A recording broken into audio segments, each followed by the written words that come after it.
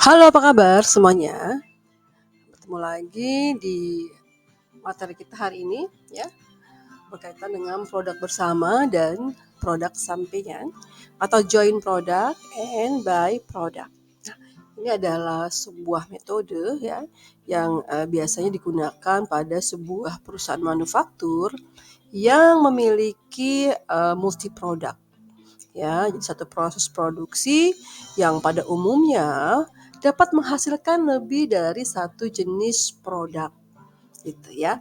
Dan pada perusahaan industri, contohnya misalkan pada industri kayu lapis misalnya ya, proses pemotongan kayu gelondongan dapat menghasilkan berbagai jenis kayu lapis yang mempunyai kualitas yang berbeda-beda.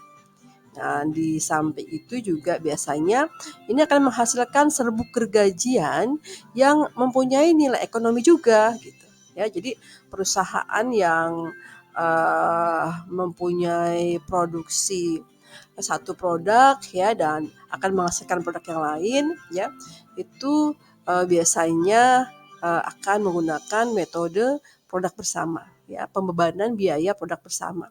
Contoh lain misalkan perusahaan yang memproduksi daging potong dengan bahan baku hewan, misalkan dapat menghasilkan dagingnya gitu, kulitnya, tulangnya gitu ya, pun kotorannya bisa mendapatkan nilai jual gitu ya.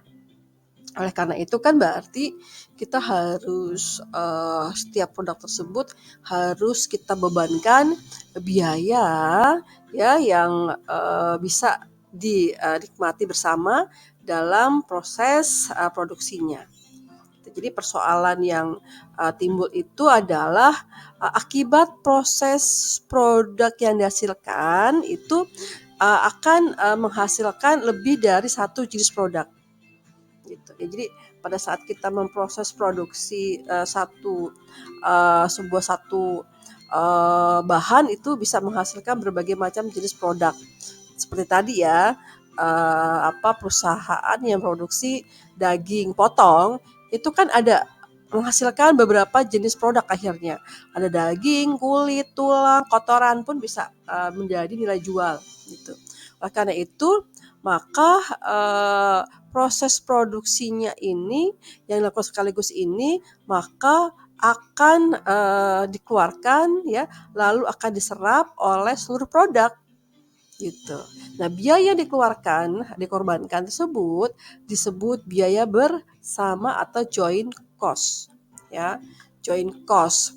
Nah, ini harus kita perhatikan bahwasanya joint cost ini harus diterapkan pada tadi perusahaan yang memiliki satu bahan ya yang nanti akan menghasilkan produk-produk yang lain gitu ya. Karena itu kita harus mengalokasikan biaya bersama ini ya secara serius karena ini penting untuk penentuan harga pokok produksi masing-masing produknya ya, dan penentuan nilai persediaan produk jadinya gitu. Nah, selain itu juga penentuan harga pokok ini menjadi sangat penting ya dalam kaitannya dengan matching cost ya dan revenue. Nah, atau penghasilan yang terjadi berkaitan langsung dengan biaya-biaya yang dikeluarkan dalam rangka memperoleh penghasilan gitu ya. Jadi dengan demikian dapat diketahui nih produk yang mana yang memberikan sumbangan yang besar ya dan mana yang memberikan sumbangan penghasilan yang kecil. Oleh karena itu kita harus memperlakukan ya produk bersama itu dan produk sampingan itu dengan lebih fokus pada alokasi biaya bersama yang terjadi gitu. Oke, kita bahas mengenai karakteristik produk bersama ya. Jadi karakteristik produk bersama ini ada 4 macam karakteristiknya ya. Nah, ini juga harus kita pahami nih, ya berkaitan dengan itu, ya, supaya nanti kita bisa paham berkaitan dengan karakteristik dari biaya bersama tersebut, ya. Jadi apa saja sih yang menjadi salah satu poin penting pada saat kita ingin mendefinisikan berkaitan dengan produk bersama, ya. Jadi ada 4 karakteristik, ya. Di sini yang pertama adalah bahwa produk bersama mempunyai hubungan fisik yang sangat erat satu dengan yang lainnya, gitu ya. Bila ada tambahan kuantitas untuk menambah unit produk yang lain, maka kuantitas produk yang lain akan bertambah secara seimbang. Ya, jadi itu adalah salah satu karakteristik produk bersama. Lalu yang kedua, ini adalah tidak ada satu produk pun dari produk bersama yang secara signifikan nilainya lebih tinggi dari produk yang lain. Yang ketiga, dalam proses produksi bersama ini dikenal dengan istilah titik pisah, ya, atau biasa disebut dengan split off. Apa itu split off? Split off itu adalah saat terpisahnya masing-masing jenis produk yang dihasilkan dari bahan baku, tenaga kerja, dan biaya overhead pabrik yang telah dinikmati produk itu secara bersama-sama. Jadi biasanya dalam perhitungan joint cost ini nanti ada namanya split off, titik pisah, gitu ya. Lalu yang berikutnya adalah karakteristik yang berikutnya adalah, nah setelah terpisah ini produk ini akan berdiri sendiri, yang mungkin nanti akan langsung dijual atau mungkin akan harus diproses kembali dalam tahap-tahap produksi berikutnya, gitu ya. Ini adalah karakteristik dari produk bersama, gitu. Lalu berikutnya, ya, kita harus paham nih metodenya apa aja sih untuk menghitung harga pokok produk bersama ini, gitu ya. Karena kita pasti nanti akan menemukan beberapa metode, ya, metode-metode yang biasa digunakan untuk, ya, menghitung produk bersama ini, gitu. Apa saja? Ini biasanya ada 3 metode yang digunakan, ya. Apa saja? Yang pertama itu ada namanya metode harga pasar atau nilai harga jual atau sales value method, ya. Apa itu metode nilai harga jual, ya, atau metode sales value method? Ini adalah metode, ya, yang biaya bersamanya itu dialokasikan menurut nilai harga jual dari masing-masing produk atau jenis produk itu. Nah, dasar pemikiran untuk mengalokasikan biaya atas dasar nilai jual ini adalah bahwa ada hubungan langsung yang erat antara harga pokok dengan harga jual dari produk tersebut. Nah, harga jual suatu produk akan sangat ditentukan oleh harga pokok yang memproduksi produk tersebut. Jadi, semakin tinggi harga jualnya, biasanya harga pokok juga semakin tinggi.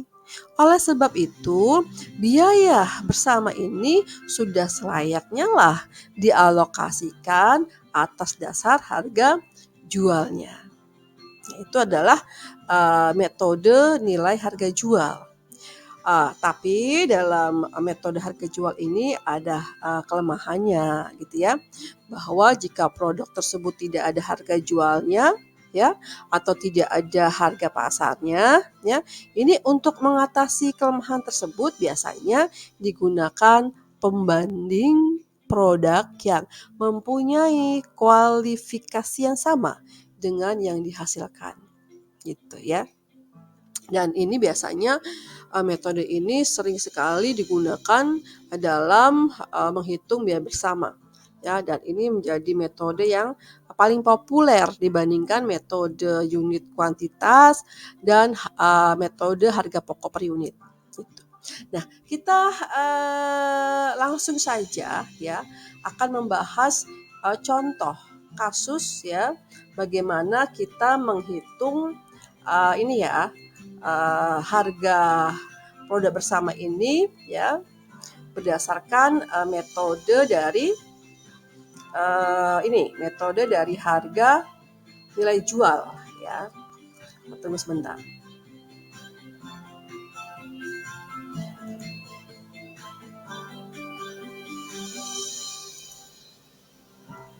Nah, ini kita contoh kasusnya ya.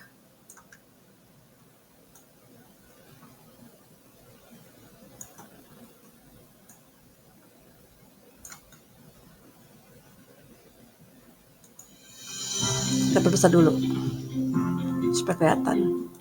Kita pindah ke sini aja lah. Nah, ini kelihatan kan?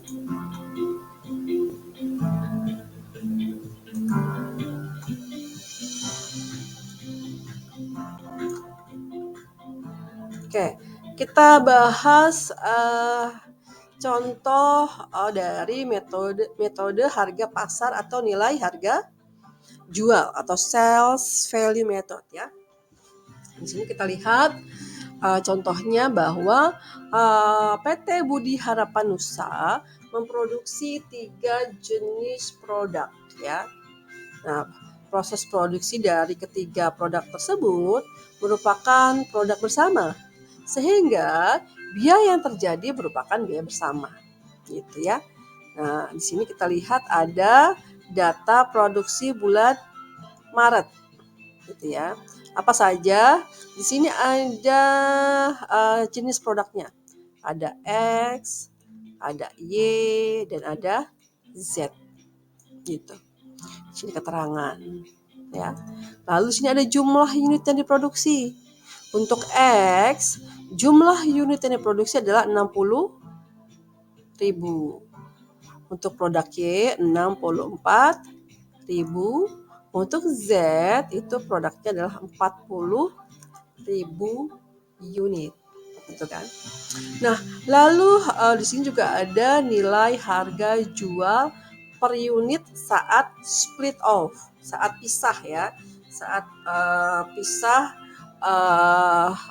dalam pembagian ke proses selanjutnya, gitu ya.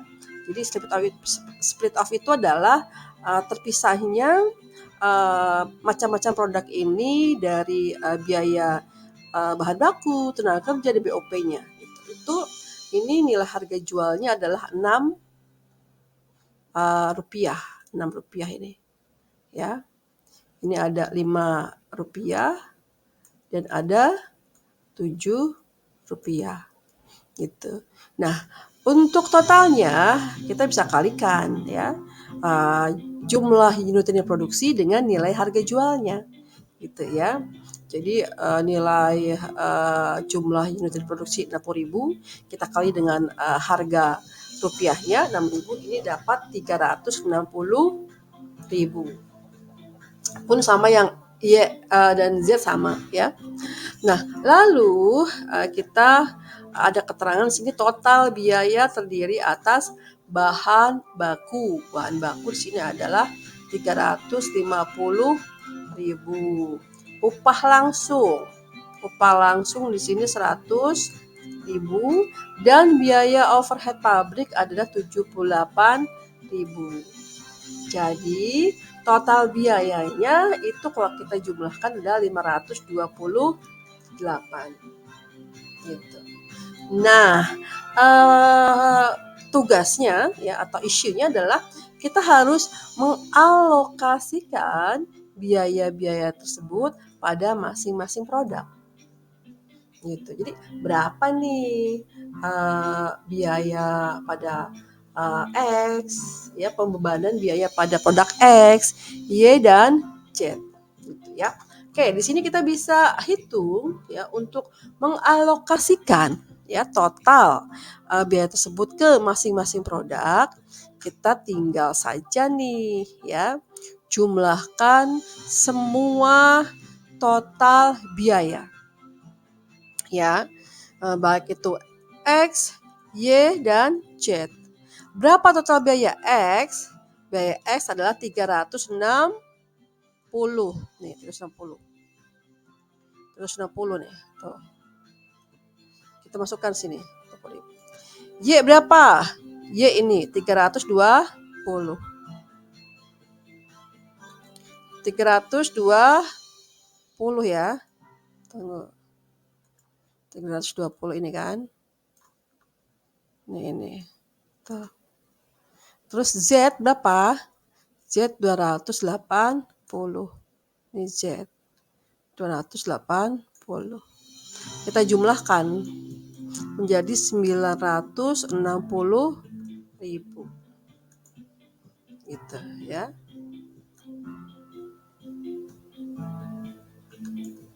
Nah, lalu kita jumlahkan menjadi 960.000 ini. Nah, barulah kita alokasikan ke masing-masing produknya. Gitu ya. Oke. Caranya gimana? Caranya untuk produk X. Ini kan totalnya 360 nih. Ya, 360 kita bagi total.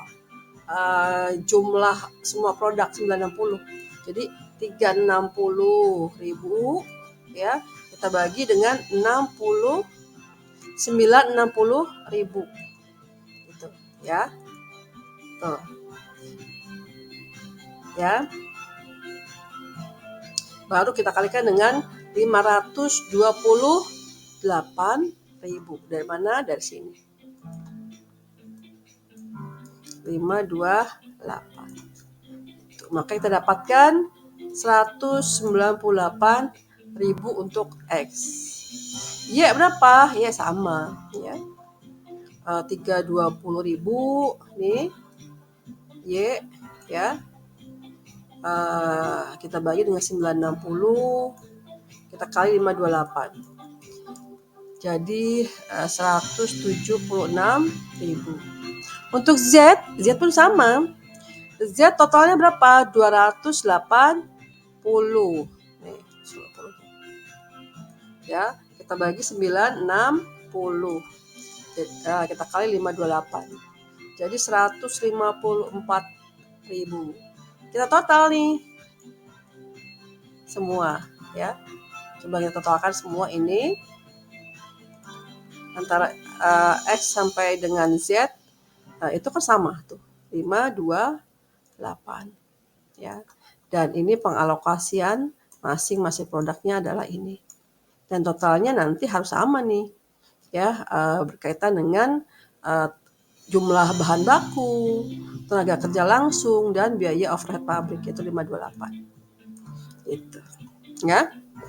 Itu adalah bagaimana kita mengalokasikan biaya ya dari total biaya kepada masing-masing produk gitu ya.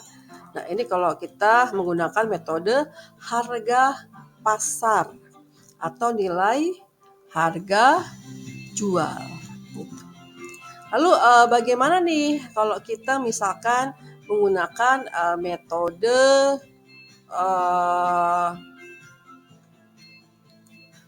unit kuantitas gitu ya, berarti kita harus menggunakan metode tersebut gitu ya. Nah, bagaimana caranya? Kita harus tahu dulu metode kuantitas itu apa sih gitu ya. Nah, kita bahas apa itu metode kuantitas ya. Nah, pada saat kita menghitung metode kuantitas ya, kita harus mengetahui dulu nih gitu ya, berkaitan dengan dari biaya-biaya tersebut, baik itu alokasi biaya bersamanya, dan kita harus tahu dasar alokasi biaya bersama tersebut berdasarkan seluruh nilai kuantitas yang diproduksinya.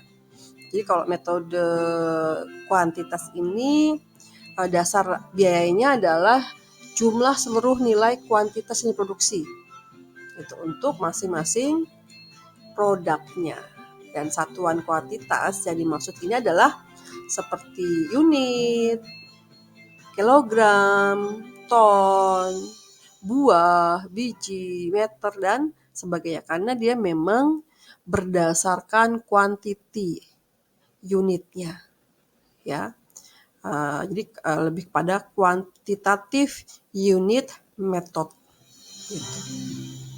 Nah, menurut metode ini syarat yang harus dipenuhi adalah bahwa satuan unit kuantitas harus sama.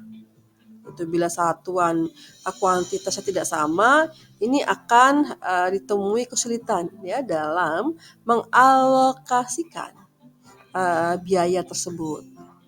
Tapi walaupun demikian, bila terjadi juga misalkan satuannya berbeda atau tidak sama, maka biasanya digunakan adalah satuan kuantitas yang paling umum atas produk yang dimaksud. Atau mana nih kuantiti yang paling dominan, ya. Nah, untuk perhitungan alokasi biaya bersama dalam metode ini membagi dua atau jumlah dari kuantitas masing-masing produk dengan jumlah total, ya, yang terdiri dari kuantitas masing-masing produk tersebut, ya. Dan dalam metode kuantitas ini biaya bahan baku, biaya tenaga kerja langsung, dan biaya overhead pabrik yang diproses ini akan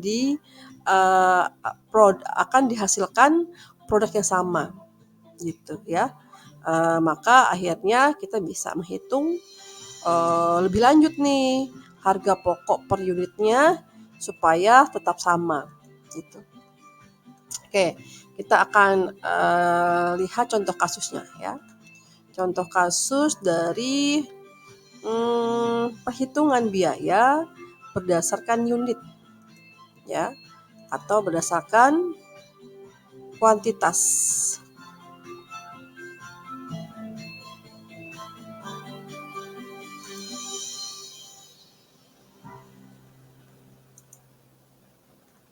Nah, ini, oke.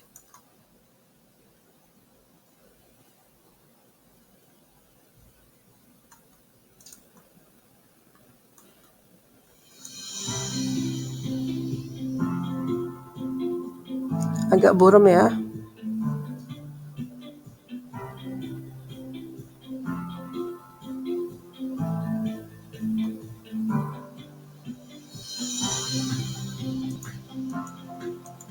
Zoom sama.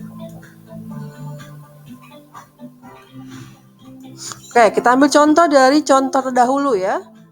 Contoh 1, bahwa di situ ada 3 jenis produk dengan komposisi sebagai berikut nih. Ya. Di sini ada 60 unit, Y 64 unit datanya, dan Z adalah berapa ini? 40 unit. 40 unit, jadi 164 unit. Nah, total biaya bersamanya joint cost-nya adalah 520 berapa itu? Coba kita lihat sini. Soal tadi yang ini. Oh ya. Nih. 528 unit. 528 unit. Maka kita harus hitung harga jual produk masing-masing, gitu ya, menggunakan metode unit. Oke, langkah pertama kita alokasikan biaya bersamanya dulu, ya.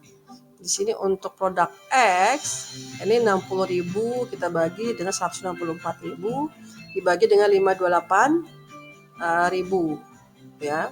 Lalu produk Y sama 64 kita bagi dengan 164 dengan 58.000 ya, dapat 200 ya. Produk Z juga sama, kita bagi. Lalu berikutnya kita hitung harga pokok per unitnya gitu ya. Harga pokok per unit ini kita cari produk X-nya ya. Produk X itu dari mana? Dari tadi ini perhitungan dari produk X ya, 190.371 ini ya. Ini kita bagi dengan 60.000 jumlah unitnya ya, kita kali dengan Rp1, maka dapatkan 3.2195 untuk harga pokok per unitnya, per unit produk ya. Iya pun sama ya, kita hitung dari ini 206, kita bagi 64 unitnya, kita kali dengan Rp1 ya. Maka untuk Y ini, maka harga per unitnya adalah 302.195. Untuk Z pun sama ya, 128 dibagi dengan 40 dikali Rp1. Untuk harganya adalah 3.195. Ini untuk contoh perhitungan biaya bersama menggunakan metode harga jual per unitnya. Oke. Untuk materi hari ini saya rasa cukup ya. Kita bertemu lagi di waktu yang lain ya. Mudah-mudahan ini bisa bermanfaat ya, dan bisa menjadi hal yang baik. Oke, akhir kata selamat siang.